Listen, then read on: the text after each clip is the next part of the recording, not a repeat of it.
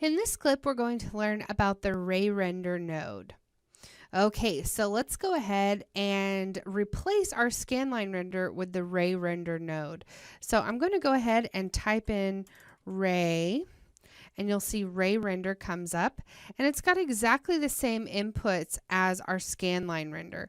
So I'm just going to select the scanline and delete it. And we'll hook our camera up to this pipe here, which is where our camera is flowing from. And then the object scene pipe into the scene. And now you can see that that is hooked together. Now, we're not noticing much of a difference in the aliasing we're getting here. And that's just because by default, the Ray Render isn't doing a lot for us. So if I come in here to the Ray Render tab, I can start to play around with some options here. So there's a few different things we can do. The cubic filter here is going to leave all of the sampled pixels here the way they originally looked. But we can start to get into some of these other choices for our filters, and you're going to see different types of remapping pixels so that they're receiving smoothing. Sometimes they're going to be receiving sharpening. Maybe it's a medium or a significant amount. They all have different options. Now, one really cool thing I love about Nuke is that you can go to the help really easily just by clicking this little question mark. And if you click it, it's going to take you to a page like this one right here. And you would be able to go in and you can see all of the different inputs for that filter.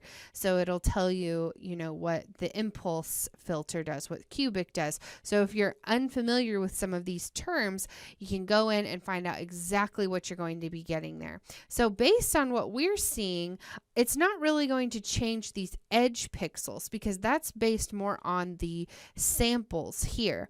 But as far as what this is looking like, so if we feel like this is looking just a little too, kind of chunky in here, which it is a bit, right there, it's looking very kind of stair-stepped. We can go in and choose a different one. So, the Mitchell filter, for instance, is going to add some blurring to hide some of that pixelation. So you can start to see what that actually would look like. And when we come out to 100%, again, this doesn't look as good as our other version, but we are seeing something there. And also our scale is not great right now. So, things are going to look a little bit differently than they did whenever we were just bringing in the render from our render artist. Now along the edge here is where we're seeing some significant stair stepping. So this is where we can get into our samples. So at 0, obviously there's no samples, it's not even working. So as we start to bring that up, 1 is where it would actually start to even be able to render for us.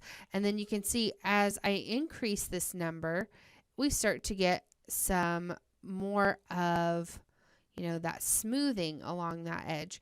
Now, the higher the number, you can see eventually there's no difference even being made by the amount that I'm bringing it up. And the higher you bring it up, the longer it's going to take to render. So it's a good idea to find a kind of middle ground, somewhere where you feel like you're getting enough smoothing along the edge, but you're not cranking it up as high as it could go, and then it's just going to take you forever to be able to render that out. So probably somewhere under 10 for this is a good idea. Now we've also got our intersection epsilon.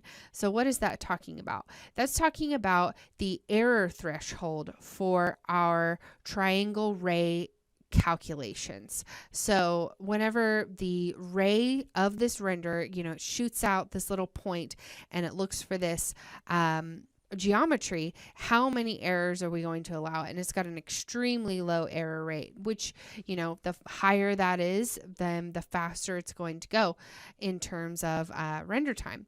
Now, this looks way too bright. So we could go in and add a light and kind of start to play around with that, because right now there is no lighting. But I really just wanted to give you a taste of how you would use the ray render with a 3D object, and how you could actually use a diffuse texture or something like this to kind of throw it on some 3D geometry. And this is a great way for you to be able to show your render artist, okay, this is kind of what I'm wanting him to look like, and then they can, you know, get something together if you're still wanting to use that card system like what we've gotten so far, because it is a little bit more work to get all the lighting and rendering just the way you want it. For something like this, we're actually getting a 3D image into a realistic looking scene like ours. So this is a great thing to do though for if you've got text or some kind of motion graphics or something where you're not going for this realism look that we've got in our live plate, because it's really easy to quickly crank out some 3D in another application, bring it into Nuke, and very easily manipulate it in a way that feels, you know, real enough for something like motion graphics. Absolutely. So let's go ahead and move on to our next lesson, and also our next module, where we're going to be starting to get into some text and how you can use and create text inside of Nuke. So join me in the next module to learn about all things text.